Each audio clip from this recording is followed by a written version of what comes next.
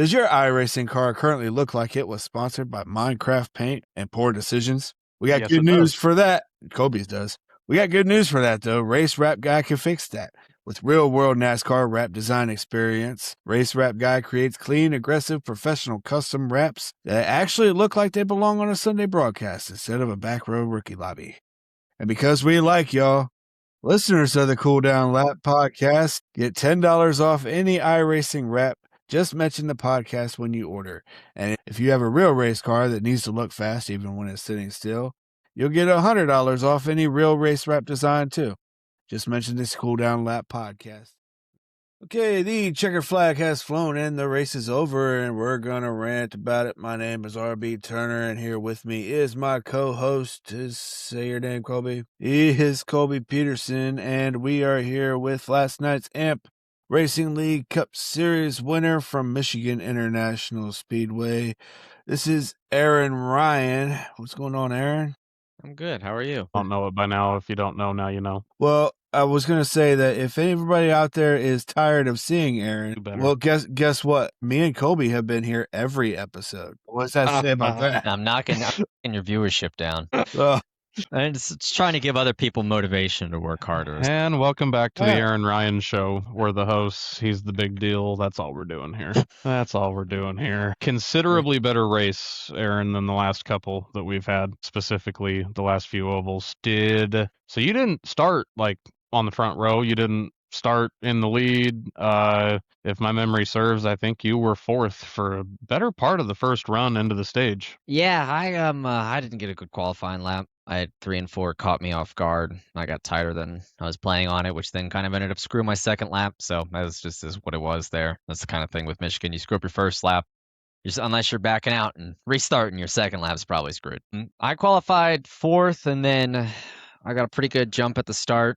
Kind of slow. I think I picked off Mike, and Steven and I battled there for a while. I mean, we were too wide, kind of door banging, and I was having a ton of fun. Y'all had a whole bunch of contact. I was having a ton of fun racing him, man. It was a blast. I was having a ton of fun, and then I got past Steven. I don't really know what happened to him after that, but I don't know what happened to Barr either. His pace just like died. Maybe he heated up his tires in one turn, and I wasn't pushing too hard. I was just trying to not lose my spot to Steven. Like, that's what I was focusing on.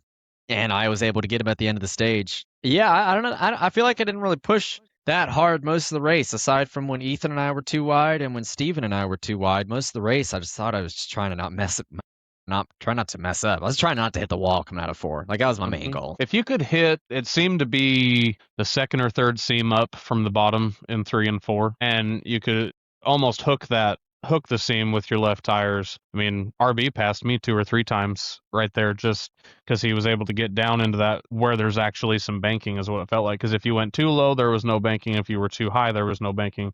But if you could wrap that second or third seam with your left side tires, I mean, you could stand on the gas almost all the way through the corner. Yeah, I mean, I had seen a few passes on the bottom and on the top, but that may have just been because of dirty air purposes. But it seemed like when you were by yourself, the optimal line in 3 and 4 was that like lower middle line, because that's as long as you angled your car correctly and was able to get your rears to kind of rotate out a little bit, you're able to get back on the gas as soon as possible. I mean, but all it takes is one turn of you getting too close to somebody, you have no clean air, and your rears are just destroyed. I mean, that's what happened to me before we went green flag race, but before we did the green flag pit stops, you know, I had like passed Steven and Ethan or passed Mike, and then I got back in the lead, and then Barr came up and passed me, and then I was racing with him tight, and I got right on his rears, and I just couldn't turn going into 3, and I feel like that just destroyed the rest of my run, because after that, my tires just felt like crap. I couldn't get the temperatures back down. I couldn't get them in control, but I loved that race. That was so much fun, dude.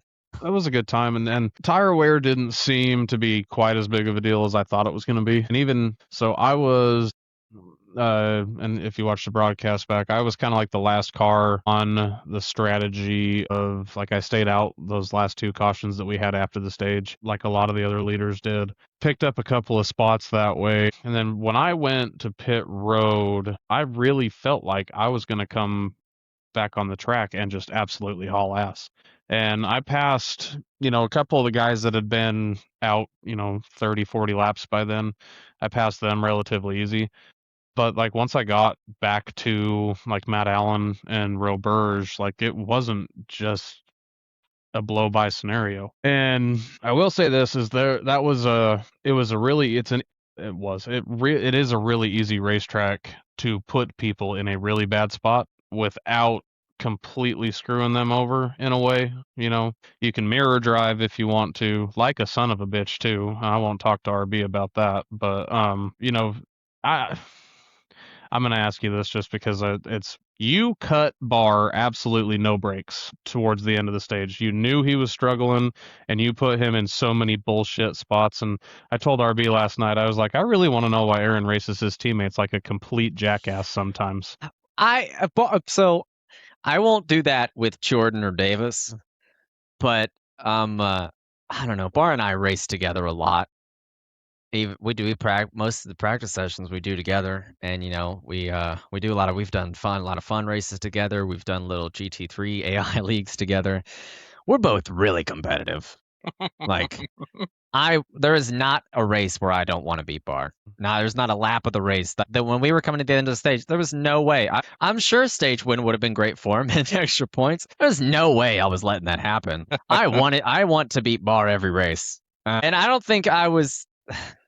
I was trying to get by him as soon as possible. That was the goal, was to get past as soon as possible. And I don't pinch Barr as much as I do some other drivers in the league, just because I know we try not to do that, but we try to race close. But some of the aero blocking was happening when we weren't even realizing it. Like Barr aero blocked me at one point without even realizing. He was just trying to like set up the turn going into 3. And dude, it dished. I like that, just the like half second of aero blocking me on entrance. I lost like half a second on him. And I come over chat. I was just like, oh my gosh. I was like, that destroyed me. And he was like, I wasn't trying to block you. And I was like, if you were, it don't matter. It's racing. I don't block. I don't care. I don't care. I'm just complaining because that sucked. It's racing, man. But yeah, no, there's not a race I don't want to. I know Barr and I can race each other pretty close.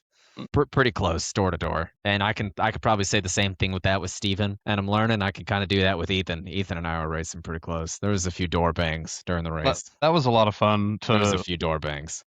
Like going back and watching the race, and like, I mean, God, seems like the first time this season I was actually close enough up there to see a couple of them happen, right? I was only 5 or 6 seconds back for a majority of the second half of the race until that third to last caution. But, what do you do, right? But no, it looked like a lot of fun from up there, being able to manipulate the air more. Because, I mean, you know as well as anybody, if you're running, kind of 12th to 15th, and it seemed like, I mean, from first to probably 20th, I mean, it didn't get much more than maybe 7 to 10 seconds the majority of the day. And I mean, when you're back there, the dirty air is just everywhere. It doesn't really matter where you go. You're not going to have quite the drivability that you wanted to. But it does make me laugh when I go back and watch the race, after the fact. And like I watch a little bit of the gamesmanship that, like you said, specifically you, Barr, Steven, Ethan this season, like y'all are not cutting a single break to anybody. You put each other in the worst absolute spots. And a lot of it, yes, is you're more than aware of who you're racing and how they race, right? You're not going to race that same way with somebody in the back that you necessarily don't know. But go through that a little bit with us. Just, I guess sorry, this is taking forever to get there.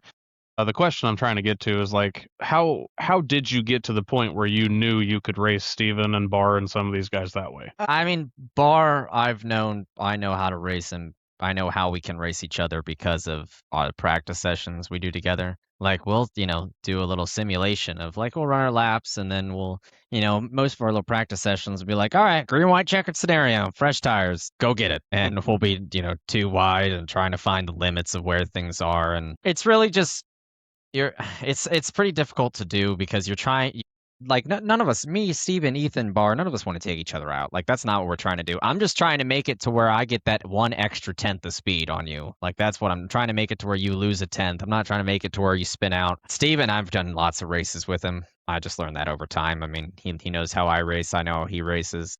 We're both very aggressive. The big thing with Steven and I is it's a game. Like it's, Right. planning things out. It's like I know when we were after the green flag stops, I was taking care of my stuff. So it was me, and then a second back was Ethan, and then about half a second back was Steven. And I was taking care of my stuff in case a caution came out. And I saw Steven, and I was like, I'm sitting there, and I was like, well, I could probably take care of it a little more if Steven and Ethan battle. And I was thinking about it. I was like, there's no way Steven's going to battle Ethan. He wants both of them to catch up to me. That is not going to benefit me at all. Like, he's not going to sacrifice that to get to not get to the lead. But yeah, I just learned with time, and I'm learning with Ethan too right now. Like, first race, there was no way in hell he was pushing me at Daytona. But like now, I'd probably have him behind me. Like, just learning with drivers as the year goes on. Learning the guys that you can kind of push to the limit a little bit. It's like we talked about. I think after the Daytona race, like you were pinching the crap out of me at one point, and it's like because you can do that to me. Yeah. So you're learning with a lot of these drivers as time goes on. But right. I mean, I've pinched the shit out of you at Daytona 17 times now. Everybody loves to do it because I can hold a line. Yeah. Yeah, I know I can side draft you in the corners because you're not one of those guys. I'm not gonna drift up on you just out of nowhere for no reason. Yeah, and to give me an extra 6 inches because I'm gonna come up off the line just a little bit, but you can mostly pinch. Like you and I have that.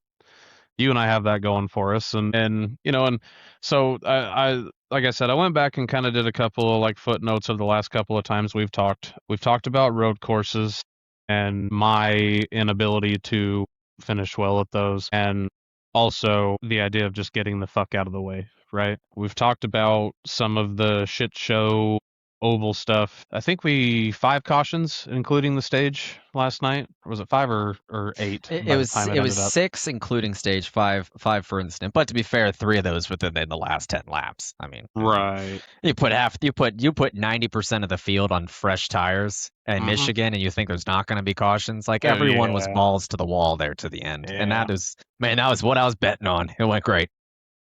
That was my mistake. And I was telling Valerie, I said after the race, we were watching it back, and I says, if I go down there and I take 2 tires, I'm at a disadvantage with the people that are actually good at this, but I'm ahead of everything that happened back there. That was the bummer on my part because I had 4 tires. And dude, when I tell you, I heard you and Matt on the radio talking back and forth about like, yeah, whole field's got fresh. Yeah, I'm going to pass Aaron one time in my whole career. I'm going to pass him once. And we didn't make it down the backstretch, because your brother Bar went 4 wide and then Pop was like, I don't know what happened there. I mean, I'm sure Pop gave an explanation, but I was watching the replay and I was like, what the heck is going on?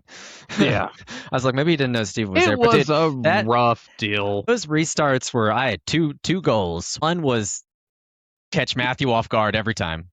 And number 2 was success. Keep the 2 cars behind me too wide. Like those were my 2 priorities. I don't have to be fast. I just got to keep people battling behind me, and no one's going to be able to build up a run in a lap and a half.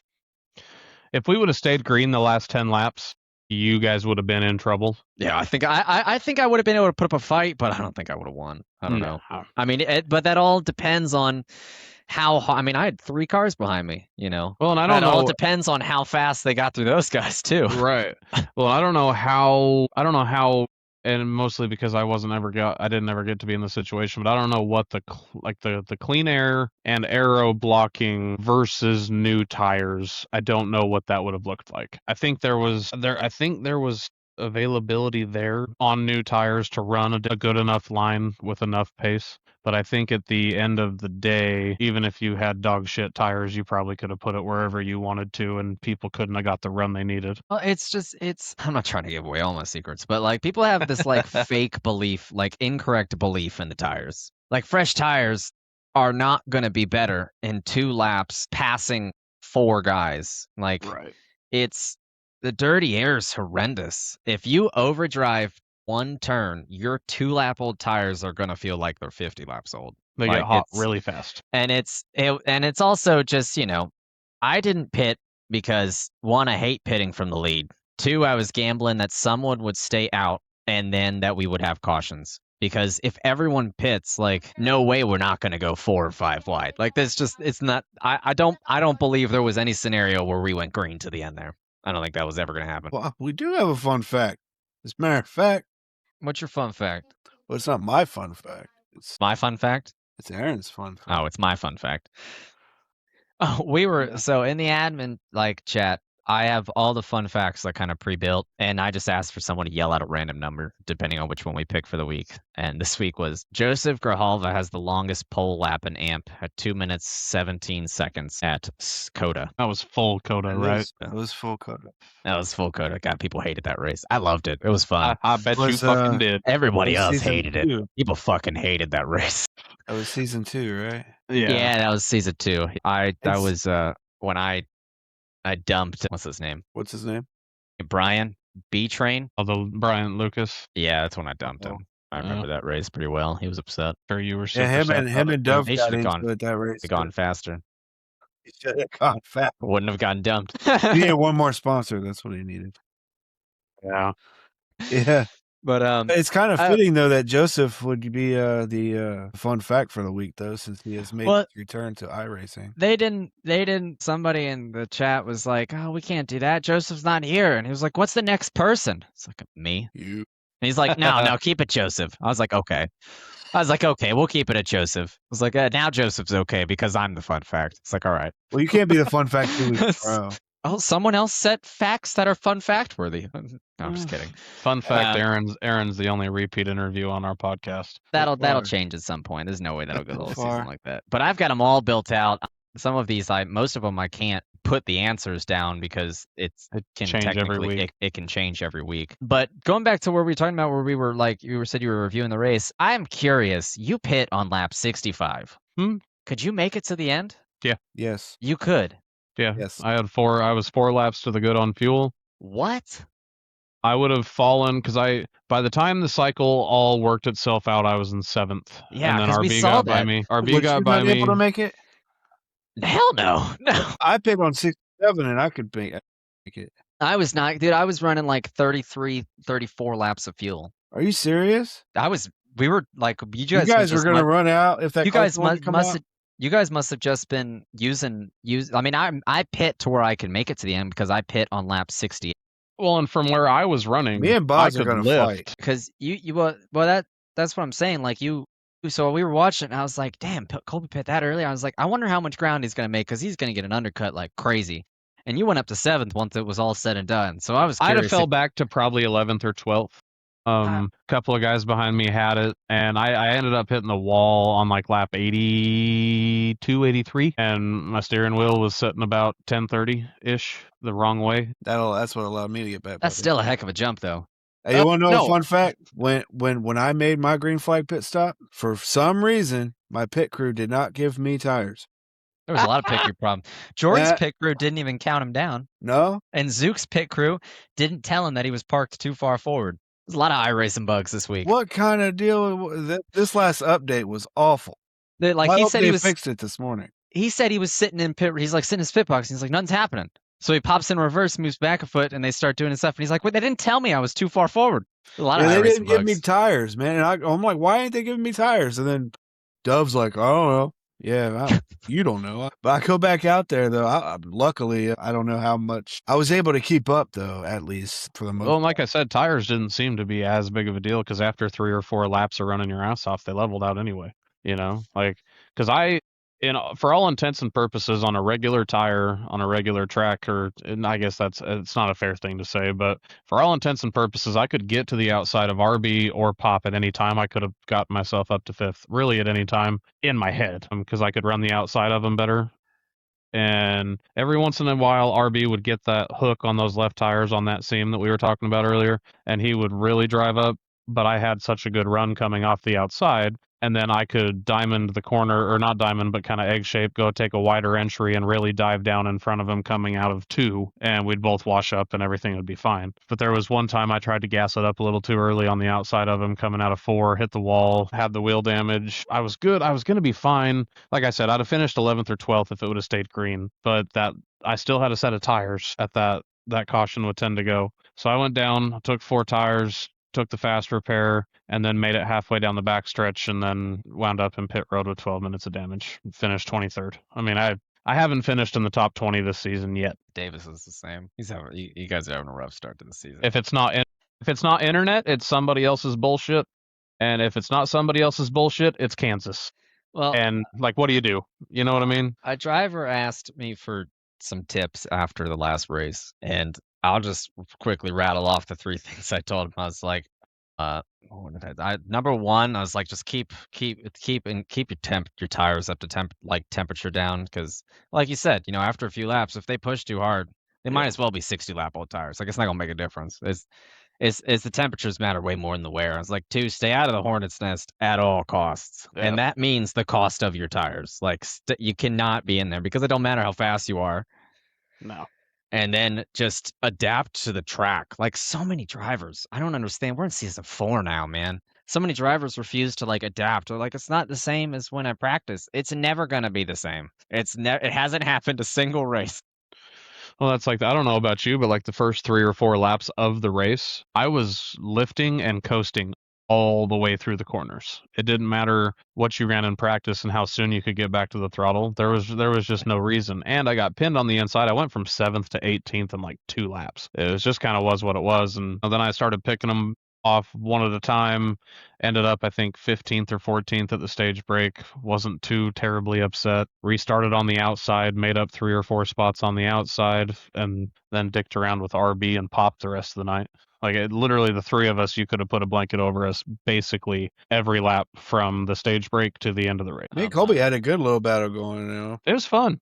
It was fun. I was like, I was aero blocking the holy shit out of RB too. Hell yeah. I was like, nope, Fuck 'em. nope, not you, not today. I was getting to the point where I'm like, I'm gonna wreck this pucker right here. You should have. You should have. guys It would have get gone par annoying. for the course. You guys want to see something fun? I mean, I can share my screen. I want to show you guys how close I was to losing the race. All right. So this is us coming to this is our green flag pit stops. This is how close I was to losing the race. Oh, this is when and this is where Barr lost the race. Yep. But I was right. I was almost right there with him. So we're coming in. Mike is a little slower than I thought. So I was like, all right, I can gain a position going into pits. Oh shit. Oh shit. Oh shit. Oh shit. I came across the line at 55. I was like, oh my God. Bar not so lucky. No, Bar that didn't work out for Bar. And then I slid through my pit box again. Nope. Fuck. Okay, we're good. Can I get my black beard? Yeah, that was that 1 mile per hour from losing the race right there. I was shifting down, shaking it as much as possible, trying to kill all momentum. A lot of guys will do that. Does that work? I don't know if it works or not. But I guess. see a lot of people when they think they need to slow down really quick, so they'll start. I mean, in my brain, it's like, you're driving. Technically, it's a further distance, right? Because you're doing this instead of this. So technically, you're going to. I mean, I don't know. It worked that time. Well, It might. I was just curious. Mike messaged me after the race. He's like, dude, thanks for showing me that I need to get into pits better. I was like, I wouldn't go off of me right there, man. It's like, I nearly I felt bad sped, for dog. Mike. Tell you the truth, man. He was running right there with you guys for a long time, and I don't know what. Mike ran a hell of a race. He fell much further back because right after that, trying to make up for the ground to catch up that I passed him on, he spun out coming out of his box. Dang it, Mike. You were doing so good. I was happy to see him up there. He's gonna get a win this year. He'll be all right. I'm rooting for him. So what are you sitting on, Aaron? What's that behind you? This is working on something at the moment. This is an AMP Racing League blanket that I've ordered. We're working on I'm working on it. Working on a store right now, and we're still getting some sample items. It will be posted eventually for drivers and for their families and stuff like that, but I'm still waiting on sample items. Some of these companies have a problem with embroidery. Yeah, So I'm trying to that's true. trying to I warned you of that. trying to make sure that stuff. Well, they sent me the re-thing, and it was just a little bit darker green. The new improved image, it was a little not center. It's weird. So I had to contact the help desk and be like, hey, why is it at an angle? I was like, and then, so it's just, I'm not posting anything until every sample item is 100% good to go. But it's in progress. I think we'll have some cool stuff. I just, I thought it was a seat cover or something. No, it's I literally a realized it was the blanket. blanket. I knew It's you meant literally but it's a plush blanket. I wanted to make sure the logos looked good. Like we've got some of the sample items because I'm not putting anything out there until I know that it's going to look good. Because you also know you're never going to hear the end of it from some certain Yeah. people that will order it. You know. Yeah. Well, let's just keep in mind, everybody, that this is a small racing league. We're gonna have the budget for it's very small. mass Yeah. production of high quality items. But I'm There is excited. a I mean, return policy, I believe. there's a return policy, and it's very easy to submit issues. But I mean that one hat was the only thing I've had an issue with so far, and that was because they resubmitted and resign. And I think that'll be solved because I've been in contact with the help desk. But yeah, I'm really excited. I think there's a lot of different items on there that I think people will like. We've got I some like fun that shot ones. glass, actually, or the whiskey glass. That's kind of Yeah, cool, actually. There's a no, whiskey glass? I can hear it. It's in the kitchen. Stand by. 30 seconds. 10 seconds. It's kind of cool. There's a fucking whiskey glass? It's got the amp, etched in there. No shit. It's kind of cool. I like it. I mean, as a resident whiskey fan, do we have that? We do now. It's nothing fancy. I mean, it's a glass, but It it has Amp Racing League. If the glare doesn't, Oh, the glare, dude, it's that got is just got it. It's sick. got it etched into it. I mean, I think it's pretty cool. I'll take a 4-pack. Can we get the lightning bolts made into a mold for ice cubes too? That would be cool. I wonder if That'd that be would be- sick as that would fuck, be- this bro. website sells some of the craziest stuff. So I mean, maybe I'd have to look at it. Listen, I'd be willing to pitch in for whatever's needed there, like I'm because sure it's I am a whiskey guy like I'm- that. That's this guy. Well, that's why I put that in. I was like, I know some people are gonna fucking want that. without a doubt. Absolutely.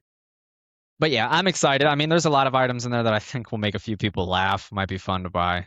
Yeah, There's a few things in there that I think Yeah. are pretty funny. I'll That's keep that a fucking secret. sweet. I've seen some of those things. You've seen some of them? Yeah, some Yeah. of them are pretty funny. But Well- I'm not posting anything until I'm 100% that everything's going to be good to go. But it is in the works. I'm excited. Probably be maybe less than a month. Depends on how fast some of my resubmitting with the help desk, the embroidery thing for the one hat that comes. But I'm excited. I think it'll be fun. That'd be cool. And now I'm actually kind of enjoying this segue. We talk about companies and the products they put out. One of the things I picked up on over rewatching a couple of our episodes with you over the last few weeks, and I told you earlier, it was mostly so I don't ask the same fucking 10 questions that I've asked the last 3 times we've talked to you. We really haven't gotten into who Aaron is as a human being, right? Like, we all know you're a dog on the track. We all know you're an admin. We know you're the league accountant. We know that this is a very serious thing that you do, taking care of our league. But we really haven't gotten into like who you are as a human being. So why don't you give us a quick rundown of who you are, how old you are, where you live, where you're from, and what you do for work. So if any of you don't know, my name's Aaron Ryan. But I'm 28 years old. I grew up in Northern Virginia. I moved down to Orlando to go to school to record music, and then I quickly found out there's not a lot of money in that. So I transitioned to live production, meaning concerts, corporate events, television, anything where there's some sort of production happening, lights, sound, video. And I've kind of made a career out of that. It's freelance, self-employed. My own business is AR Audio LLC. It's Aaron Ryan Audio, even though I don't only do audio, which is a little problematic. But I freelance, so that basically means like I don't have a 9 to 5. I work wherever I am asked if I want to do it, basically. And so that means I travel a lot. That means that there could be months where I work 30 days and there could be months where I work 8. I love it because I have a lot of time off, but then there's times where I feel like I've never stopped working. But yeah, it's a fun lifestyle. I travel a lot, make my own schedule. When I am home, I'm normally sitting right here playing some sort of game. Most of the time it's some form of weird racing. I like doing the weird stuff. I like Formula One. I like the weird road courses. Just something that's a challenge. I think it's enjoyable. Whether or not I'm good or bad at it, most of the times I'm bad. I'll buy that for a second, but okay, continue. You haven't seen it. So, I don't know. You get in a Mazda and race a track you've never learned before. Those things don't turn at all. Horrible cars. That's where you just drive around and you're like, oh, can't brake there. Gotta brake way sooner than that. I play guitar and I fish. That's about it. I like that. Simple life, I aside like from that. constant traveling. What's the furthest you've ever gotten from home? Saudi Arabia. How was that? Saudi Arabia. What in the world did you go there for? I Went wouldn't there have wanted to for, go there. WWE. Really? Really? Yeah. Did I you go have there to twice a year. sign a thing that says you might get kidnapped? No, You didn't? no. We did get hazard pay, Oh. Oh, good. but I've actually got some friends that are actually still currently to this day stuck in Abu Yeah. Dhabi. I mean, that was an experience. That's one thing I won't go too deep into, but that was an experience. It was wild. It was the type of like just from without going into detail on things, it's something that really puts you into perspective of like what life's like over here. Because I know everyone's got their own problems and this, that, and you go over there and you're like, what? This is way different. It makes you appreciate the little things is all. Just a different part of the world. It was hot though, that's for sure. No doubt. When we were Those working, I think it was WWE like folks. 115 most of the days we were working, and you walk outside and you feel like not 2 seconds and you can feel your skin burning.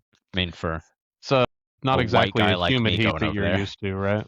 It's a No. very dry desert. No, it was real heat. dry. There ain't no water in the air like there is in here in Florida. Yeah.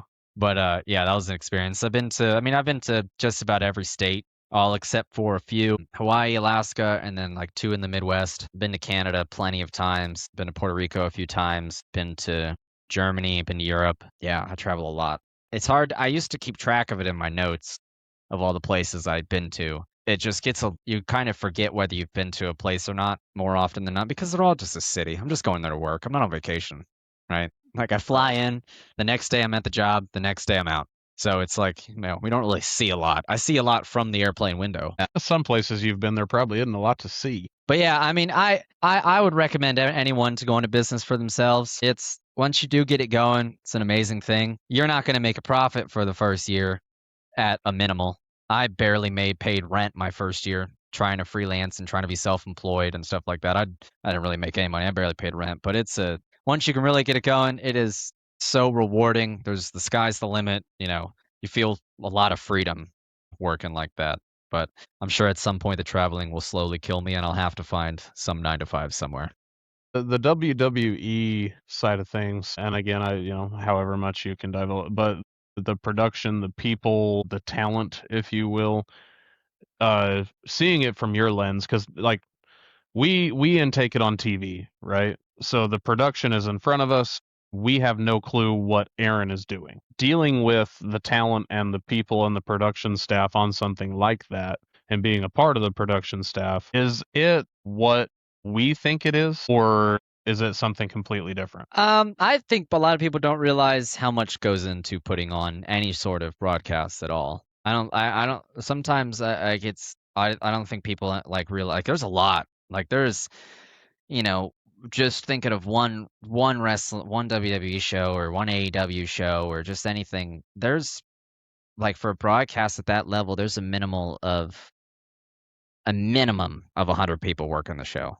Minimum. Most of the time, way more than that. I mean, in reality, no one's supposed to know I exist if I'm doing my job correctly. But yeah, I mean, a lot goes into the production, and those kinds of shows where a lot of shows do it where it's constantly traveling city to city. Like any sort of I think the Harlem Globetrotters do it. Like it's a traveling circus. Like it is do it all, set everything up as fast as you can, get it going, get the broadcast off. Once we're off air, tear it all up, pack it up immediately, go to the next city. Like there's a lot that goes into it. Yeah, most of the time I tell people what I do. They don't really know what that means. Like I've done RF coordination, I've done intercommunications, wired and wireless. I'm a fiber tech. I've done A2 work. I've been a booth A2. I've A1s, utility. Done front of house, a lot of different things. And I would be amazed if you know what half of those positions are. Yep. A clue. No one really knows. Closest thing I ever got to this is I took a stage tech class in high school.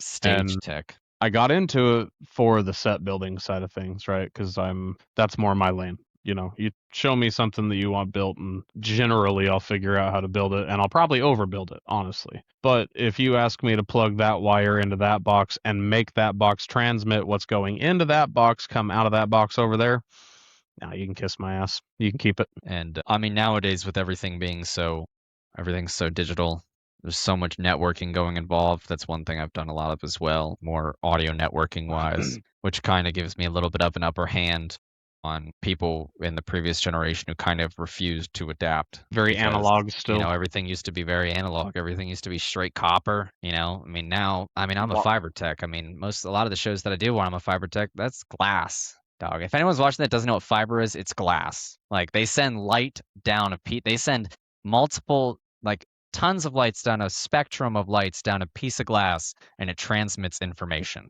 Yeah. So when you say you have fiber internet, that's what it is. It's glass. It's not a Cat5 cable where there's 8 pins of copper. It's interesting. It is wild, and it's a whole nother world. Like, and I think that people that don't understand like the entertainment industry in the first place, you know, like the people that turn TV on, they get pissed when Fox, you know how Fox does the pixelation thing during NASCAR races? Like it drives me nuts, and you probably know exactly why it's happening. And sure, it could be a network on my side, but the amount of times it happens on Fox alone, I would presume it's a Fox problem, not a network problem on my side. I mean, that I have no idea. I would imagine. I mean, I could have some educated guesses. I would probably say it's not on your side. That doesn't mean it's Fox either. That could just be the satellite truck. Yeah. I don't know. I mean, that would be my guess. It's something going on with the satellite truck, or something going on with the communications from the satellite truck to whatever your provider is, whether it's Comcast. I don't know. What are the other ones? Xfinity. Those Sparklight. Yeah, that's what we're on here. Yeah, see, I don't even know what that is. But like, yeah, that'd be my guess. So I'd probably blame your the receiving end on your provider. Yeah. But I mean, I don't know. That's an educated guess. I mean, you never really know. You just kind of check everything. Half the time something goes wrong in my job, I got no idea. I don't know. I just try to, it's just like, all right, how much time do I have to figure this out? All right, well, let's start somewhere. Let's start changing stuff. Right. Yeah, that I comes can down to relate to some of troubleshooting. those things. You know, I don't do much of anything live, but I've recorded bands before, and you're right, there is not very much money. And I wanted to work in heavy metal, which there's even less money in that. I'll tell you what. That's a niche crowd. I'll tell you what, even if you do, you know, come up with someone, you know, every now and then you'll get a band they'll do one song, and, you know, then they'll do another song, you know, like separate recordings. But I had a lot of bands want to do their whole album in this area right here, everybody playing at the same time, everybody's hooked up to a mic, and they want to do their whole album in an hour. What, like it's the 60s or something? This is, everybody had their own track and everything, but you know how you might have like a guitar player play his part, and then maybe the drummer will come in, or maybe the bass player, then the singer will go in the booth and he'll do his thing. Well, everybody was it looked like a rehearsal space, and everybody was in this rehearsal space, and they would want to do their entire album in like an hour, and I'm charging like $35 an hour, so there's even less money. So, you know, dude, and I feel like that whole idea and you made your whole album. The whole album in an hour. You guys better be top tier players, because they weren't. There's no way. It sounded like no crap. way they were flawless. It sounded like crap. Absolutely. But you know, I feel like that's only worked a couple of times in the history of music anyway. Well, that's like a very like 60s, 70s thing to all the band to be together. Yeah. Most of the time now, everything's so digital. Like you record the sessions different points of the day, different weeks, months at a time. Most of the time, you can record it at home. The band the band's not even together. They're like, more often than not, people aren't even using amps anymore. They're using emulators, and it's not even a real amplifier. Like you can tell, like if a band's like, that's not real. That sounds super digital. Like that sounds manufactured. Yeah, sorry. But I think that's tangent there. I think that's the niche that people have fallen into, and like, you know, my extent of music is obviously the end user. You know, what folks like you guys put, or like, you know, the broadcast side of things and the music side of things. Like, I'm the end user. I have zero idea how to do that. But if the truck breaks down on its way to where it's going, they call me, right? And that's the fun thing, especially with this league. I think that if the world ended tomorrow, I think everybody in this league could get together and build a city and like self-sustain. You know what I mean? Like, I think that's the city. It'd be quite the. It could be a reality show. We got any Sims players in the league? I'm sure we do. We're all weird enough. That could be a thing. We could probably do something. We'd put the fun in dysfunctional. I mean, for sure. We could get a Sims thing going, and then like if you get in a fight on the track, then you go into Sims and just beat the hell out of each other. Oh my gosh. Or we could do our own little WWE thing. Brad Dove versus everybody. Yikes. I'd like to start by saying that should be Brad Dove versus Bosvert, and then Brad Dove versus Pop, and then if Dove is still alive, the rest of us will take our shots. Sorry, Dove. My guy, win a race so you can come back on here and run your mouth. Like, I don't know what to tell you at this point. He won Daytona in season 3, right? 3. Yep. Yeah. He has won a race. In So is controversial Bosworth. fashion. Bosworth won Atlanta. He won Atlanta. Yeah, I sucked was- at that track. That's garbage. And I think Pop won Martinsville Top one's Martinsville. all last season. I think we'll have do other different winners. Currently, right now, I think some of the really fast guys are benefiting a lot from the fact that a lot of the league doesn't know how to drive with each other. That's why I, tell Jordan, stay out of the hornet's nest at all costs. At all costs. Oh, Jordan was doing pretty great last night for a little while. He was too. in top I don't 5. know what happened. Jordan was Long doing time. great until, his crew chief decided to not tell him, where Oh yeah, he's doing great. that's happened to me before. Yeah, I've had my crew chief tell me it'll tell me when 10 to go, and then it'll say in this exact instance, pit box in 10, the 35 car has taken the lead right here. That's exactly how it went. This to me all the time, and And I was especially when so our radio, pissed. like when our radio in game fucking fires off after Penguin's got his stuff done. Because a lot of times, if it's going nuts before he's gotten what he needs, he mutes everybody, which is great. It works out well for the pit sequence. But if he's gotten all the information he needs before we hit pit road and folks start running their mouths, I mean, I've had the exact same thing. RB 10, 2-1 here, like, okay, got it. I hate it when it does that. It is so annoying. I've never had glitches like that, man. You also know you're in the first 3 pit boxes every race, dickhead. That's a fact. That helps. I know it's somewhere at the end. I just look for the sign drop. Me too. That's My why. pit board I sign is put, a picture. My pit board sign is a picture of me drinking a yardstick from the Yard House in Long Beach. Like, I'm not missing it.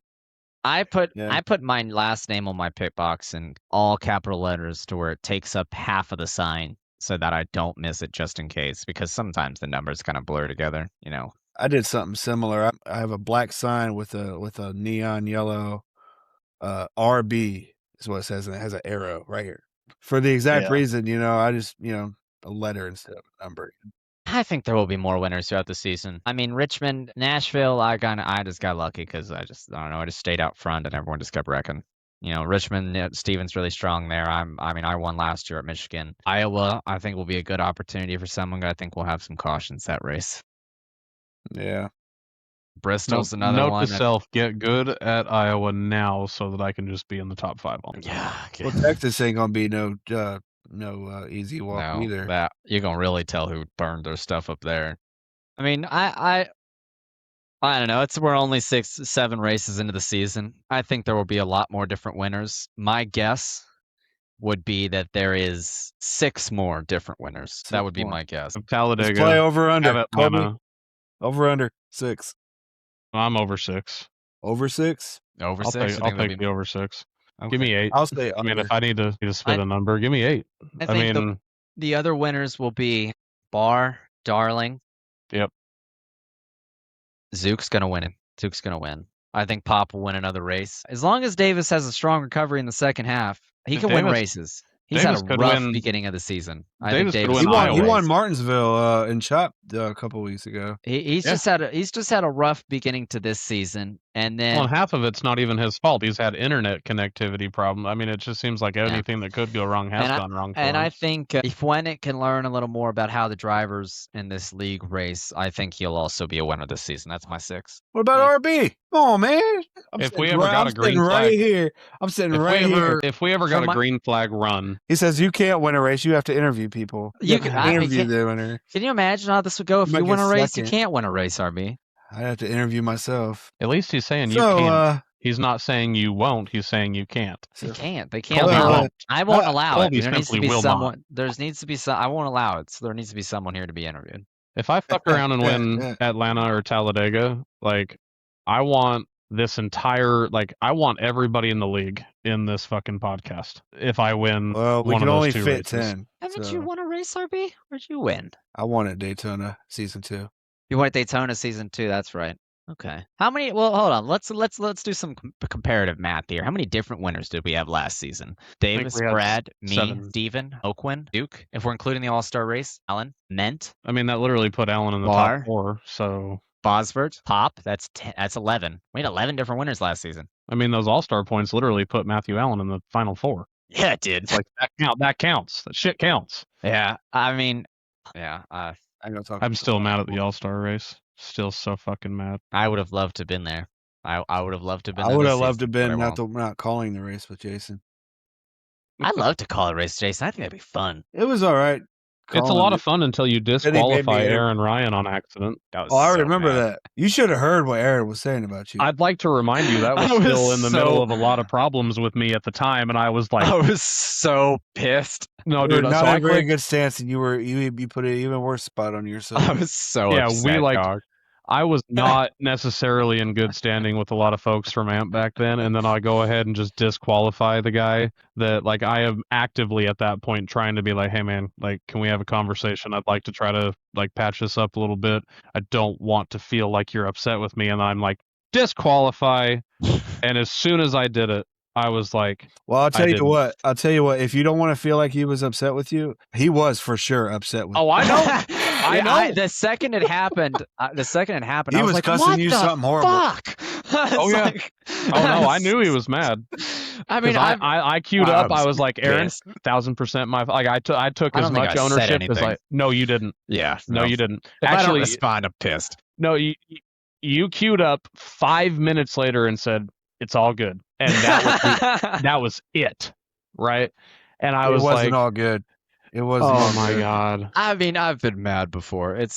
I'm sure. I mean, you guys have heard me pop off on things before. I honestly do try my best to stay cool. Sometimes it doesn't happen. I've blown up on a few different people. I think one of them was poor Davis. You got the blunt of it. It wasn't even at You him. blew up on Davis? No, it wasn't about him. He was just the one I was talking to. It wasn't about him at all. He was just He was on in the chat. Okay. He was was on the just in chat. receiving end of me screaming at my screen. Was the Kansas race? Whenever Last season. the new update was put out last season. Last season, yeah. After that, I had to apologize to everyone. I was like, I'm sorry, guys. Kind of lost my cool there for most of the race. Like, I was screaming. I was so fucking mad. I was out of that race on the 3rd lap, and so when are we racing? Is Vegas a playoff race? No, we are because I'm sponsoring it. but I Oh, don't we remember are. when it It's is. it's the 12th race. It's the 5th race prior to the playoffs. 6th race prior to the playoffs. Okay. So another fun fact: did you know that every race I have sponsored, I have not finished Well, That's a brutal one. every single time? That's a Now, brutal fun fact. this You just gotta isn't- run last just to finish the race for the next one you sponsor. Well, so the first time I sponsored a race was Kansas, because like the first time I got into sponsoring was last season, and the first race I sponsored was Kansas last season. I think it was the 3rd or 4th race. I was out of the race on the 3rd lap, and then I had kind of co-sponsored with a few other people. I did one with my parents at Texas. Did not finish that race. I sponsored another one. I can't remember. So I think I had 4 or 5 races last season. Didn't finish a single one.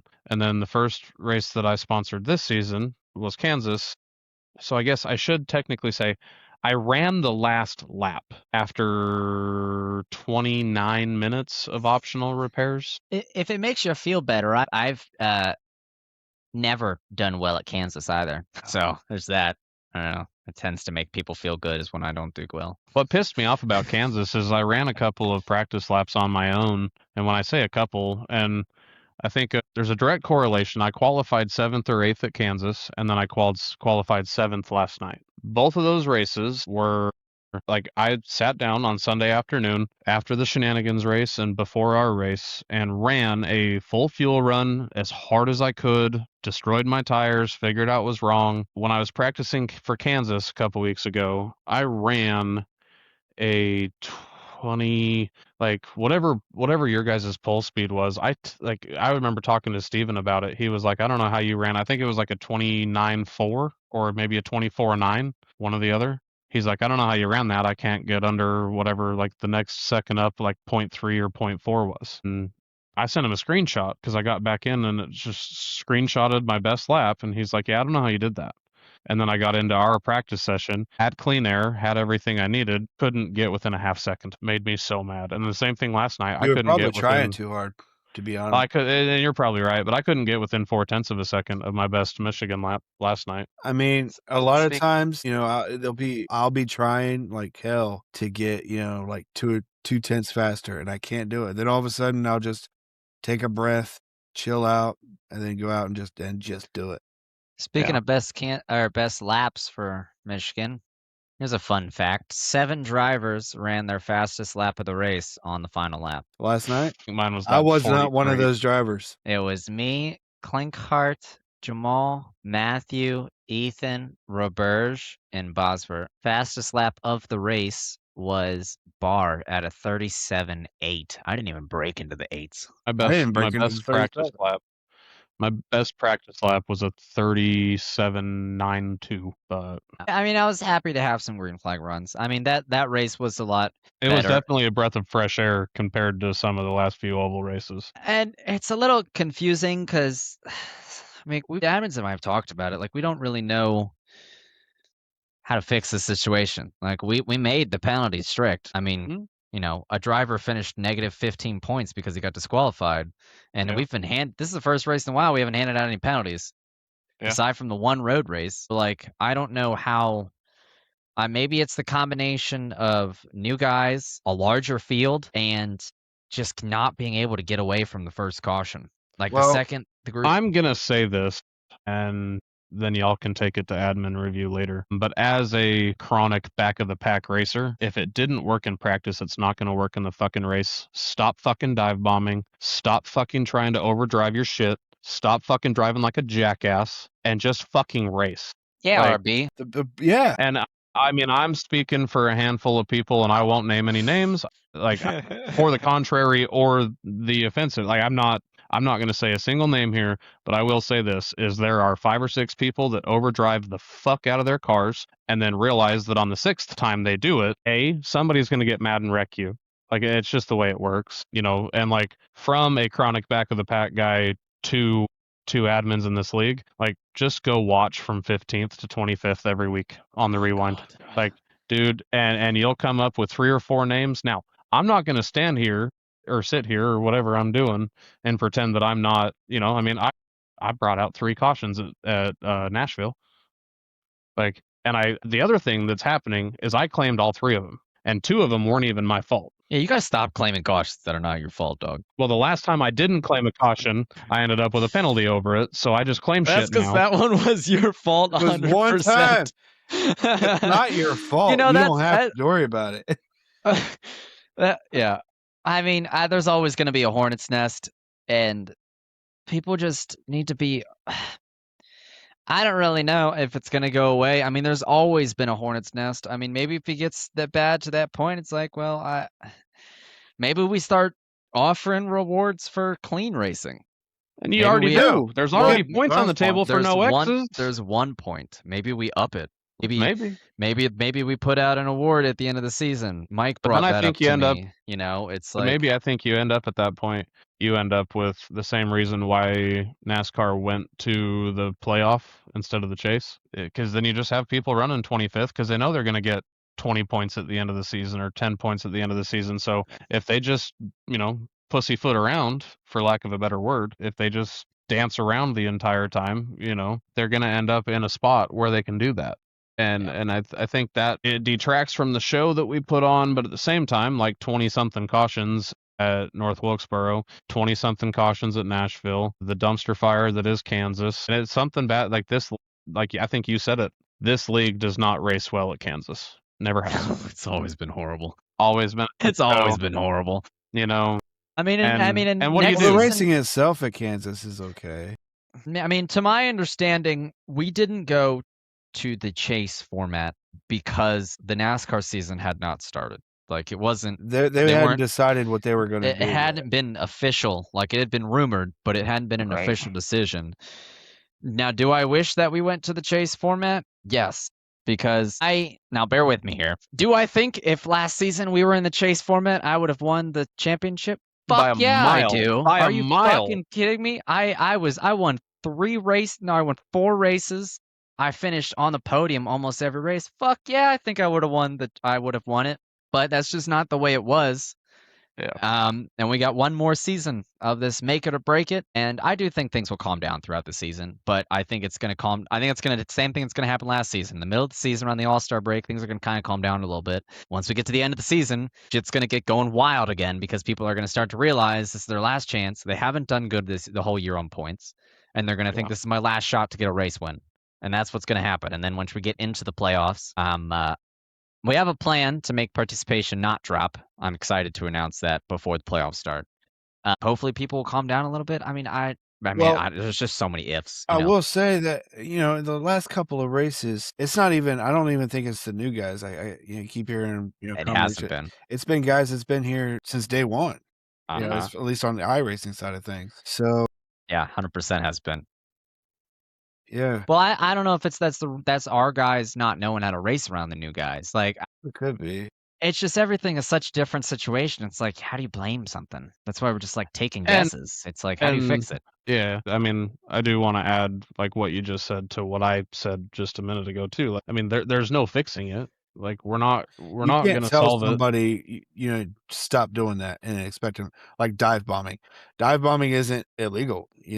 It's not something that it's a low percentage. It might be move. frowned upon, but if you're going to do it, you're just going to do it. It's a low percentage move. You better be able to pull it off. It works 25% of the time. And the fact of the matter is that 25% of the time it works, it'll generally net gain you spots as far as a finishing position. If you're gonna block, blocking to me is just as bad as a bump and run. It's just as dirty. So if you're gonna block, you need to be willing to take that. Yeah, you need to be. Don't if be you're gonna pissed block, off. Yeah, you need to go into the block prepared that he may hit me. Yeah. Like, don't be surprised. Yeah. When you get hit. Like, I've blocked people knowing full well he's going to attempt to punt me because that was a cheap move that I just pulled. But if I can hold it together, I'll be okay. But I'm not going to be all pissed when I block you and you ram into the back of me because it's like, what do you think was going to happen? It is what it is. It's like I've going done it into too. the expectation. Like I've done it too. I've never done it with 50 laps to go, but I have done it. I mean, and it's like going back to like dive bombing. It's if you can pull it off. If you're gonna I'm not just gonna move out of the way. Just because you dive bomb doesn't mean I'm gonna back up and give you the position. We're gonna still be too wide if you can't pull it off, and I'm gonna be pissed if you put me in the wall. Like if you can pull it. There was like bars pass on me after the stage before we went green flag running. I wouldn't call it a dive bomb, but he sent it on the inside and he drifted up in front of me. But that's because he cleared me. It worked. I mean, I couldn't even be upset because I'm like, shit, man. Maybe I'm just that slow. Now, my question would be, as far as from an admin standpoint, and the both of you, I want the both of you to answer on a dive bomb or on a block that ends up in a caution. How are you guys officiating that? Because I could go like I need to get in the habit of saving. I need to get in the habit of saving my races from a cockpit view or something. Because I would have been like, as soon as we hang up this deal tonight, I would send you 5 opportunities that I had to completely run through somebody because they threw a late block or ran a line that just is not fast enough to stay in front of somebody. So how are we officiating that? Because again, if somebody don't just dump somebody. Well, if you throw a late bad block and I drive into the back of you, that's why we don't just, and most of the time it's going to be on who threw the block, but we don't just straight up say, well, he threw a block and he got wrecked, so it's his fault. We do analyze it and like, was it such a late a block that if we're playing at full speed, there's no reaction time, like you can't avoid it. But if he's half a car length ahead and he throws a block and you send it into the turn, then we're going back and looking at, all right, is that late? Like, is that his braking zone? Did you do that the previous lap? Right. Like, how is that you dive bombing to hit him to cause a caution for it to be his fault? Like, we don't, most of the time it's most of our blocks pretty simple. It's super late. It's 100% the person who blocked fault. Like, but we do try to look at it and analyze it a little bit because there are times where it's someone kind of arrow blocked and you just and not saying you, just like in general, the driver just decided to not let off the gas and just send it into the turn. Right. But I mean, like RB said, most of the time it's more of a through the block. I mean, it's pretty simple and blatant most of the time. Right. I mean, just for science, asking questions for science. I mean, it's case-to-case scenarios, but if someone throws a last-second block onto you to where you have a millisecond to react, it's 100% their fault. Right. There's no doubt about that. If you don't have time to break, Well, that was the question for me. Was like if in the chat last night because of probably a last lap block. you talking about Pop? Yeah, I wasn't gonna say Pop, but I'll say it's I know exactly it who was was mad Pop. at too, and Dove I'm not blocked even the shit mad out at of him. him. It was Dove, and he came down like if Pop would have ran him over, then guess what? That would have been Dove's fault, and Dove And would have that- called him an idiot, but it would have been Dove's fault. Yeah, and that's, I mean, it's a last lap block. Have I done it before? Hell yeah. Am I gonna do it again? Fuck yeah. Yeah. But I need to be aware of how I do it. It is the driver that's behind me gonna have fast enough reflexes to not ruin their own race and ruin mine. Like what edge there are drivers, there's no way in hell I'm blocking. Like example, Metal. Metal drives it in deep. Yeah, he's And I'm not saying he's a bad racer. He I like drives it him. in deep. Yeah, I He is like him. like- But he scares me. He is like the latest breaker in the league. There is no fucking way in hell I am blocking Metal going into the turn. Like, would I block Steven? Because yes. Would I block Bar? Yes. I'm learning that I can block Ethan right now. But like, there are people who I know are late breakers. Am I going to block Dove? No, We talked about that a couple weeks ago. I'm like, not. Because he's honest going to to God wreck me. truth, like I just get out of the way most of the time. Like I'll let him go ruin somebody else's race and capitalize on the caution. Like that's my idea. And that's not, I'm not trying to like shit on Dove. That's just he's an aggressive racer, and there are people that you can get away with blocking, and there are people that you cannot. Yeah, I mean, it all comes down to making the race decision, but not even caring whose blame it's on. It's just like what's going to benefit your race the most. Right. If you throw block on the latest breaker in the league, chances are it's not going to work out so well for you. Nope, you're gonna fly. See you in the parking lot. Yeah, have fun watching the race from the pits. No, I mean, and again, like I think that it's important for people to understand that like a lot of these penalties are not dealt because of who you are. It is a case by case basis. At the end of the day, 2/3 of the admins might not like somebody, but if the person they didn't like got done wrong, they're gonna protect that person because that's your guys' job as the governing body, right? And y'all do a good job. Y'all do a very good job with that and making sure that, I mean, dude, I think there's been 3 or 4 admin penalties this season. Like people in the chat are getting penalized. You know what I mean? Yeah. Like, and y'all do a really good job with that. It tries to be a non-biased thing, and I've seen Davis penalize himself. Well, we You know, also so- try to, if it involves one of us directly, an explanation is allowed to be given, but you're not allowed involved in the decision process. There was one point where Nashville last year, Steven and I got into it. Then I straight up told Davis, I don't think myself or Steven should be involved in the decision-making processes. I went to a different chat because I was pissed. I was like, I'm not like it's not right if I go in there in the admin chat screaming he has to get a penalty because he wrecked me. It's like I'm pissed. If he doesn't get a penalty, I'm gonna be pissed. But it's ultimately not my fucking decision. Like we try to do that to where, if you're involved, you don't really have a say. But I mean, we're not perfect. I mean, we try our best to judge each situation as analytically as possible. That's why a lot of the time it's a race incident because it's like an innocent until proven guilty thing. If it's between two drivers and it's kind of 50-50, I'm not penalizing anyone. If it's between two drivers and it's like 90-10, 90 is getting the penalty. It's Right. like, and there's a lot of situations. There's even times where in Nashville, there were like multiple wrecks happening at the same time on different parts of the track. It's like, well, who the fuck? We didn't even know it brought out the caution. Who the fuck do I penalize for that? There's Zook. there's like three different crashes happening right now. It's like, Yeah, fuck, that am I was the supposed to- one where Zook is slow on the track, but there's another wreck. Yeah, Zook was wrecking, Somebody else and over then here. Matthew in Verge. Roberge. I think it Wrecked. was Roberge. And then someone ended up also wrecking on the front stretch, and it's like, fuck caused the caution. Who I have brought no out the idea. Half the caution? field's wrecking. And we could do it like how Chop Shot does it. Put it up to a league vote. I'm not really a fan of that because I think People get vindictive. people are biased as fuck. Absolutely. I think Well, people will there's a vote. couple ways to look at it. In Chop Shop, sometimes you're in a points battle with this person, and you go, well, if this person loses, I gain 15 points on them, and bam. And I've known people to vote like that. And So I- I don't vote and- like that, but And I've known people do it. I'm not saying everyone in this league would vote like that, but I'm not willing to risk like That would be the shitty. integrity of getting a points based off of personal gain. Yeah. It is an integrity factor, which Like- is like I like the peer review but at the same time, I like the admin review because the admin has proven time and time again to be more consistent versus like what RB is saying. I mean, that's a lot of the wrecks in Chop Shop last year. It was really easy to cast blame on somebody that you just didn't like. Well, And in the truck series, if something will happen, like it'll involve, I'm gonna say his name, Eric Schaefer. You know, he might have just been in the vicinity, and he'll be like, "Just blame me. Y'all gonna vote for me anyway." Because people do when they see his name pop up, they're like, "Well, fuck Eric Schaefer," vote for him. So, yeah, we don't want shit like that to happen. It needs to be Yeah. your fault. And to anyone who's watching this, if you get blamed for something and you get a penalty and you want to understand why, I save every race replay specifically for that reason to go back and review things if needed.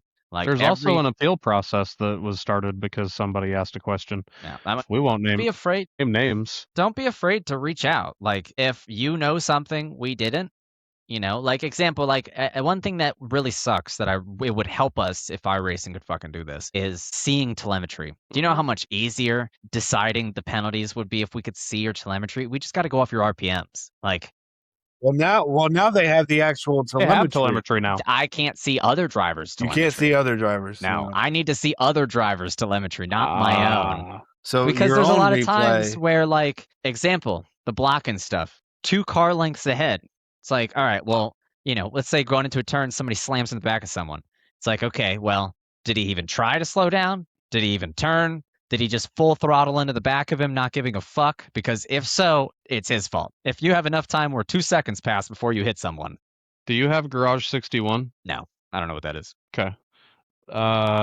We well, make some that ground here. you can look at telemetry on Garage 61, but that's a lot of time going in there and It is just hard to going find. that and then finding the lap that it happened and all that.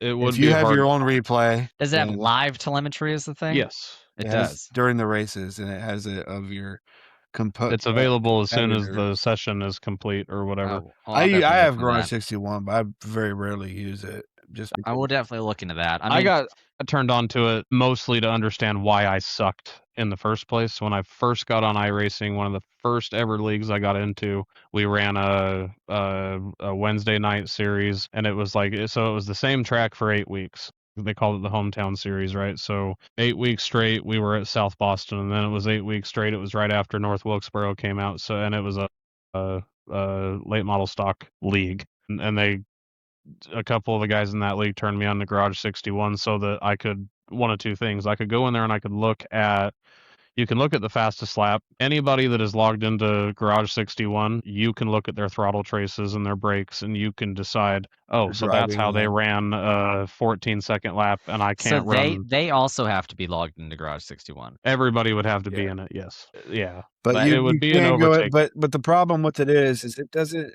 necessarily separate, like when you're trying to go faster. At least the last time that I was on it, which was been a while, but this might have been an open setup and not a fixed setup, or it might have been, a certain weather conditions. It doesn't account for that kind of stuff. At least the last time that I was on there. So, But I mean, just for anyone's watching, if you want to contest your penalty, like ask. Like there's nothing wrong with you asking a question, and you may be told, like, dude, that's blatantly your fault. You may be told that. You may not like the answer, or it may dive into a little bit of a deeper conversation where we talk about why we think you deserve the penalty. And if you give an argument back and we look at it and we go, well, all right, that kind of makes fucking sense. Things can change. There's nothing wrong with asking, but or don't just save your own replay. Save your own replay. Because I mean, I can't see your telemetry, Don't be afraid of asking. You may not like the answer, but there's still nothing wrong with asking. I mean, people have asked before where we've explained and they've gone, all right, well, okay. I mean, and there's been times where I think there was a time last season where we changed something. Yeah, last season, because Brad Dove, I said that he didn't serve his black flag and he had a chance to serve it. And we reviewed it, and then he showed a clip of him serving it. And I was like, how the fuck did I miss that? Like I'm going 16x through the whole thing. How the fuck did I miss that? I was like, all right, well, that's fuck. Sorry. So we got rid of it. Like, just don't be afraid to say something. Like, I mean, we try our best, but we're not fucking perfect. Well, and you guys bring it's not my day job. All right. You guys bring a moderator in too. Like you put another set of eyes on it. Like, at least that's how my appeal went last season. And yeah, sure, you might not like the answer, but at the end of the day, at least a second look at it, because and I don't know exactly how much of that we've covered. I know that like we've talked to you about, when we finish a race, like you go in, you do the points on the spot. You go in, you do a lot of that stuff because you respect other people's time the same way you would want them to respect yours. But Also, it people does complain if they're not done the next day. it does put you in a position where you might like something like that. You might miss something, So yeah, if you're confused about something you got and you feel you have a case, I mean, and I would be the first one to say, like, let's not appeal every fucking penalty that you get, because there are some times where it's like you might send an appeal in and everybody's gonna look at it and just giggle, like, Like, oh my god, there's no like, shot. not you're a shot, arguing this one. right? Not a chance. Well, another But thing that Chop Shop will do is when they appeal something, you give them $2, and then if the appeal goes your way, then you get your $2 back. Otherwise, keep the $2 for every appeal. That's way too much shit to deal with. I ain't doing that. I don't think so. I'll take their $2. I ain't doing that. I'm charging people $2 to ask a fucking question. Hey, I'm sorry. but when he brings up the don't appeal everything, you could appeal everything if you're gonna give me $2 per appeal. I mean, if you bring up, like you said, we have a moderator. There has been situations where we've brought signature in for an outside opinion to be like, hey, look, this is this person's argument. This is our thoughts. What do you think happened? Do you think it's his fault? Because we do the trying to innocent till proven guilty. If it's your fault, if you hit the other car first and the other car, and a lot of times I'll look at the lines on the track to see like who's actually moving, because sometimes it can look like one person's moving and they're not. But yeah, don't be afraid to ask. I mean, that does, like RB said, don't go fucking appealing everything. You're just gonna look like an asshole. It's not gonna work. Unless you want to give us money.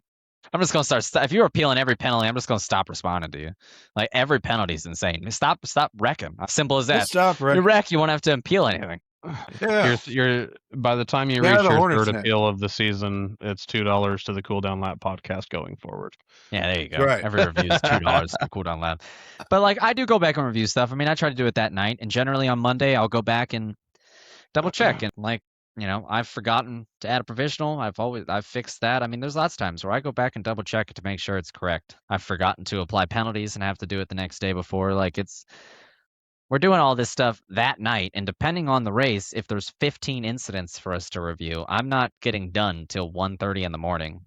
I try to do it that night, and even if I'm not at the race, it'll still be done that night. But yeah, there's a few people that it's been like when we were in the playoffs last season, where it was like 12 o'clock, and I'm still doing shit and still reviewing stuff, and I don't post anything until everything's ready. And they're like, when are the points coming out? Fucking working on it. Some goddamn patience. Yeah, It's been an hour. Give me a second. We had to review the 9 cautions that happened. oh my god.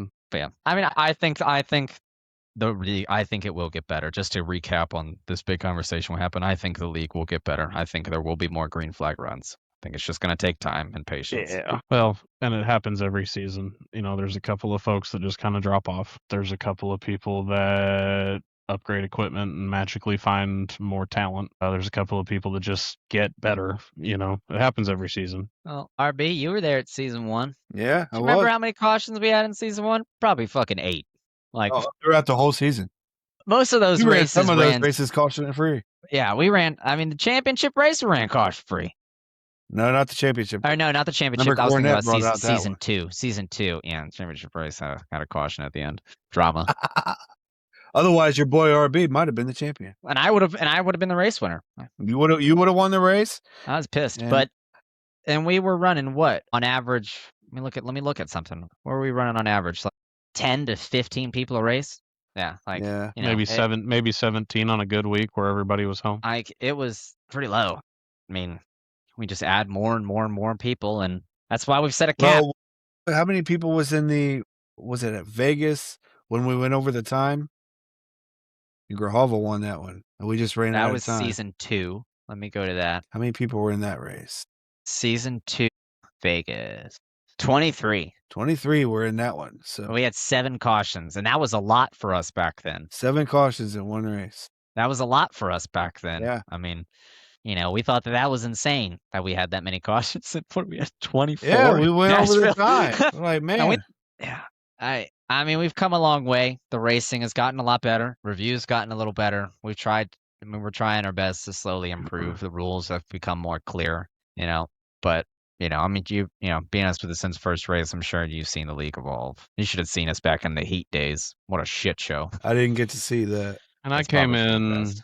I think I came in a couple of races into season 1 on the iRacing side. No, you were in at the very beginning. You were in the I Clash was? race. I'm almost certain you were in the Clash race. I remember the Clash race because I cussed out Pop, and I have a replay to prove it. I'd like that in my inbox immediately. I'll send you a YouTube clip. I'm trying to find your first race. I don't think you were here in season 1. Colby was. I'm at race 9 now, and I still don't see He you. drove the 94. Oh, there it is. Hold on. He Hold on. drove the 94 car. Oh, wait. Oh, okay. Hold on. There it is. There's that one. You're not in that one. He might have missed a couple races, but he was there. I missed a lot of races too, so I may have not been at the races you were at, to be honest with you.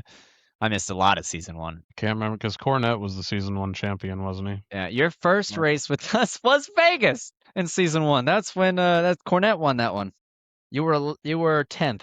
That was when Peyton, if you remember, Yeah. got disqualified because he didn't serve his black flag. Yep. That's fucking hilarious. Yep. Uh, I remember because I jumped into that race. So We went backstory, went green. Backstory, just barely moved into our new place in St. George. We had been evicted. Landlord at the place that we were living at decided he was going to sell the place. And that, I literally had my rig set up for maybe a week. And then Andrew had gotten on Facebook and was like, hey, we're new to iRacing. We're going to start a cup league.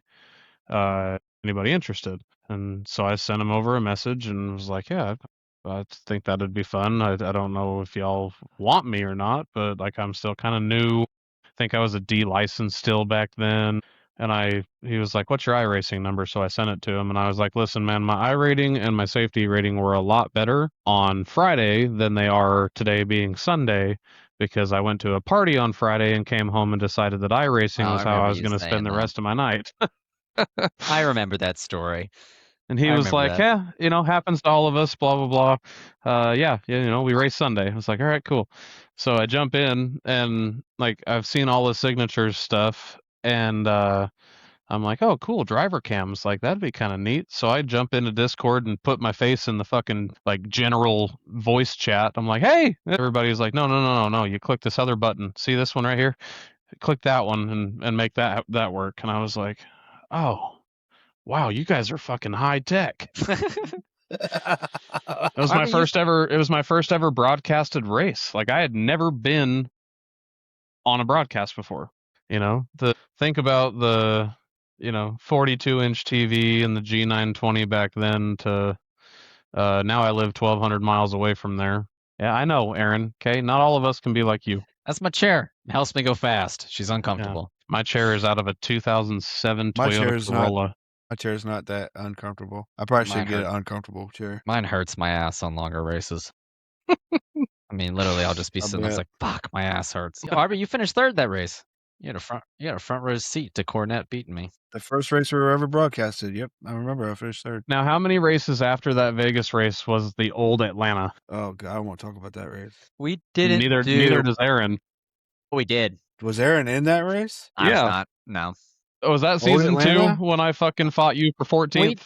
We did. That was Michigan. That was Michigan season 2. No, it was Atlanta. Old Atlanta is when I started on the pole, and I wrecked the whole field. In season 1, I wasn't there. Bar won that race. RB wrecked the whole field on lap 1. Before maybe it was Michigan. It was Michigan, yeah, because I fucked up my field strategy. Yeah, that was I Michigan finished 11th and you finished season 12th. 2. Let's pull up those. Where is that? Michigan International Speedway. Look at me down there. Yep, I'm 13th. You're 12th. I was raced the last car on lead lap. I raced the shit out of Aaron for 15 fucking laps, and I'm like, I don't know him that well. We visited a little bit, and I'm like, why are you aero blocking me for fucking 12th? What are we doing? You should imagine trying to pass him for first, man. Oh, I've tried racing him for first. I'm sure Ethan was having some fun. I tried racing him for first one time last year at Kentucky. I had a blast. I led 4 laps. It's the first time I've ever led laps in Amp Racing League. I think I screenshot it because I ran that McDonald's bright pink fucking blue and pink paint scheme with the I can't remember what the name of it. I liked that paint scheme. And I fucking screenshotted a picture of me in front of Aaron, Zook, and Mokwin because I was like, this is never happening again. And until this day, it hasn't. I remember that. I liked that paint scheme. That was me, Steven. Matthew Allen got third there that race. I had a good start to last season. Did relatively well. I missed Daytona because I was at the Kansas NASCAR race. A decent couple of starts, and then the wheels fell off at Richmond, and then when Bosworth won. Oh, don't worry. People will have plenty more opportunity to win because I'm missing a lot of races this season. Are you? I've had a lot of work opportunities come up. I'm going to miss the All-Star race. I'm missing the Daytona Road Course. I may miss Milwaukee Mile. That's Rolling Loud Festivals. That's our last day. And I don't think I'll get home by then. I doubt it. What's the coolest show you've ever worked? And then we'll wrap this up. I mean, I know you've worked a billion shows, but like a cool Coolest artist, a cool show I've person, ever like worked.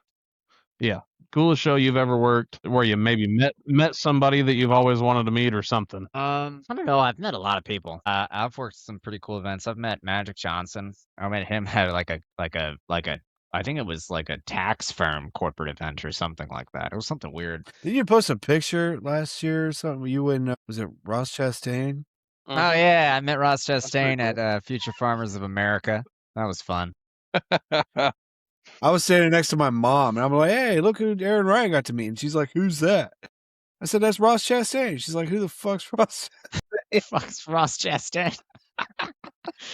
I don't know. I mean, probably I don't know. There's so many different things that I think are really cool. Like that was awesome. WrestleMania 40 was pretty insane. 80,000 people. That was pretty insane. I don't know what other shows I worked. Let me pull up my resume real quick because I'm sure I've worked on so many different shows at this point. WrestleMania was pretty awesome. Welcome to Rockville 2021 was awesome. Oh. If you don't know what that is, that's I kind was of there. a heavy metal festival. In Jacksonville. In Jacksonville. That year it was that 2020 was 2019 and 2020 was Jacksonville. 2021 was when they moved it to Daytona. That was awesome. I got to work. I didn't get to meet them, but just being within 5 feet of them was pretty awesome. I got to do the Metallica show. I was at the main stage the entire time. Every kid relatively close to our age's dream is just to see those human beings. Yeah, let just alone... being within 5 feet of them, I shit my pants. But that was pretty cool. If anyone, a weird, I guess, story is like, if anyone knows who Sleeping with Sirens is, and good old emo band, early, like 2005 to 2015. Lead singer sounds like a 13-year-old girl. Yeah. Yeah, when you're in the emo phase in middle school and high school, that's the top tier shit right there. But so I was a big fan of them in high school, and I were their sets coming up, and I've already got all of our feeds set and everything's fine. So I take a bathroom break. I'm gonna go to the bathroom before the set starts so I can be there. And I go to the bathroom, and I walk out of the stall, and Kellen Quinn, I think that's the lead singer's name. Yeah, I think so. He's sitting there fixing his hair, and I froze. And I froze, just like walking out of the stall. And he looked at me, and I just kind of stared at him for a moment, and then I left. I panicked. Didn't even wash my hands. I just fucking panicked and just walked out. I just froze for a second, just stared at him. Yeah, Kellen Quinn. And I just got up and walked away. And I remember too, because I saw him side stage, and he was staring at me, and I'm like, "Fuck! I'm the guy from the bathroom that didn't wash his fucking hands." I was like, "Fuck!" I mean, I did go over and find an outdoor fucking hand wash and shit, but I was just like, "Fuck! I'm the guy that didn't wash his hands." I panicked. I was like, "That's what he knows me. I'm the guy that didn't wash his hands and stared at him in the bathroom." It's like, fuck. But yeah, there's been a lot of cool moments. WrestleMania, rock festivals are always awesome. I had a similar situation to that, Aaron. I was in a just a truck stop kind of diner place that had a little gift shop next to it, and it had a bathroom at the back of it. And I went to the bathroom, and I was walking out. As I was walking out, I seen walking towards me, going the other way, was Brian Welch from Korn. Yeah? Yeah. And I was walking, and I stopped. I mean, he had to know I was a fan because I'm in all black. I used to wear the big Jinko pants. Like I was big into that kind of stuff too.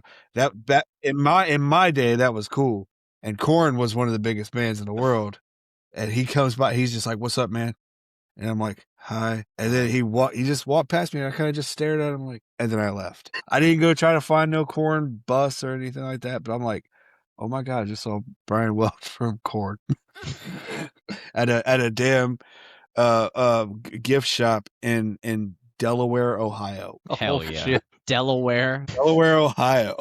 Is it done? Yikes. It's not even on the map. I don't think. I didn't even know there was a Delaware, Ohio. Yeah, it's just north of Columbus. It's like 20 minutes north of Columbus. They just erase most of the cities off of the Ohio map. The lake effect snow will It's do that Columbus, to the and then place. there's the mistake on the lake, and then that's about That's about it. I'm from a town in Ohio called Marengo, and That's- there's literally 300 people that's lived there since 1989. that's Nicole's from Ohio, and she said that's what they call Cleveland is the mistake on the lake. Mistake on the lake. Yeah. Now that I'm on the spot, I can't think of the fucking town. But you remember in 2017, 2018, maybe 2017, when those there was news reels of, I mean, this is on a tangent. I know we want to end the podcast. About lions getting set free and roaming throughout the communities and shit like that. I That's the town remember she that. was from. They were out of Really? school for 2 weeks. Oh my God, My God. eaten by a lion. She had high school canceled for 2 weeks because of that shit, because there's lions fucking running around. That's the town she's from. Oh, that's pretty cool. We were watching Tiger King, and I was like, "Isn't that where you're from, babe?" She's like, "Yeah, we talked about this." I was like, "Oh, okay." Oh, you don't listen to it. Yeah. Oh, no. That's funny.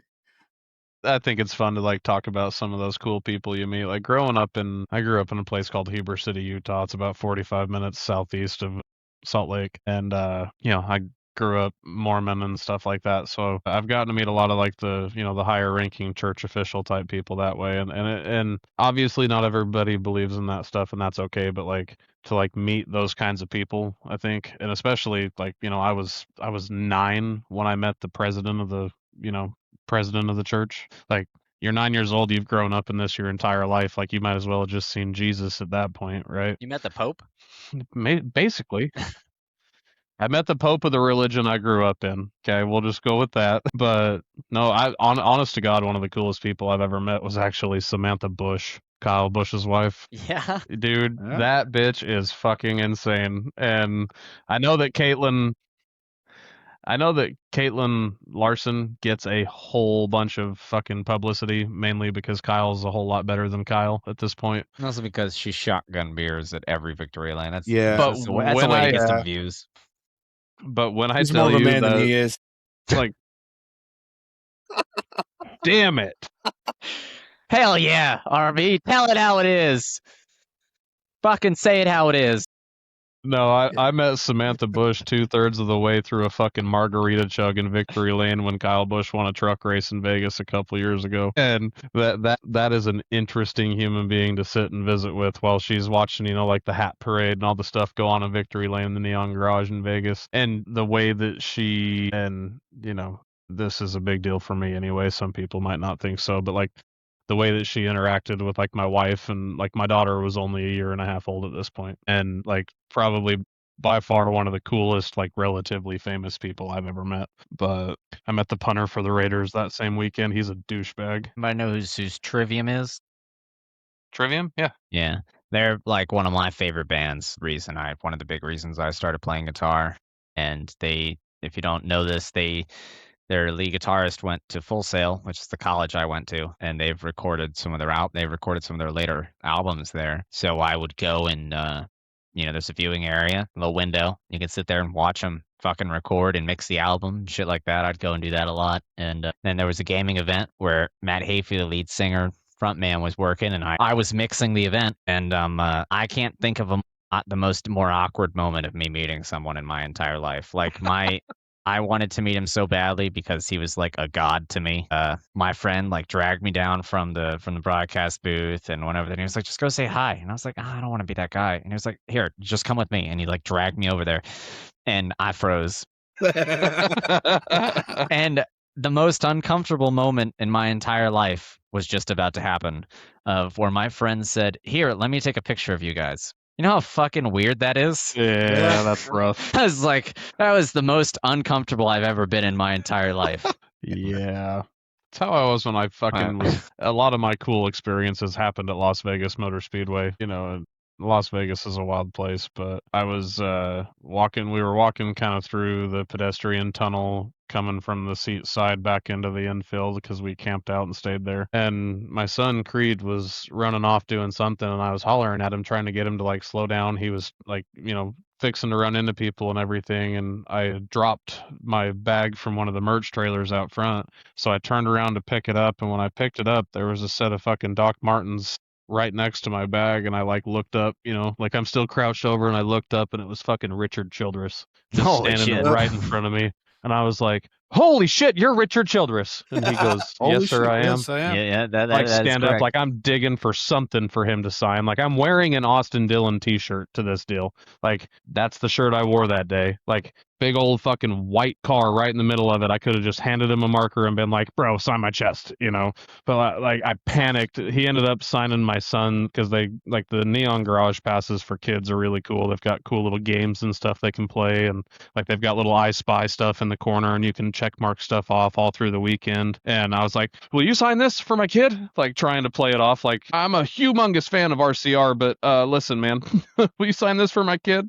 Yeah, sure, man. Fucking signed it, and I shook his hand, and I like it was another one of those moments where like I've met high-ranking people in places, and I'm like, holy shit. Like I am shaking the man that made the legend. You know what I mean? I may or may not have pissed off Josh Berry. Chair Bear, not the Chair Bear. I was getting Nicole a fucking autograph. She bought a hat. It looked awesome. And we waited there at the Richmond race. We waited to get fucking autographs. And maybe Josh was having a bad day. I don't know. But he was just kind of He walking. usually does. He was just kind of walking through down the red carpet, Richmond.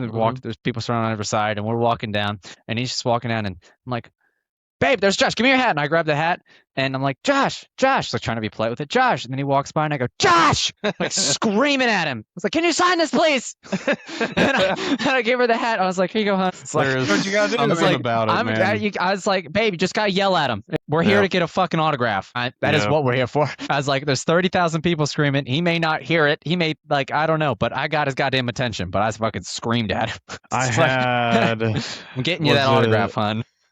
I can't remember what. Oh, it's right here. I have his High Rock car, and I bought it from the JRM hauler in Las Vegas. And that was when he raced for Chase Elliott when he broke his leg. And I tried so fucking hard to get his attention to sign that car.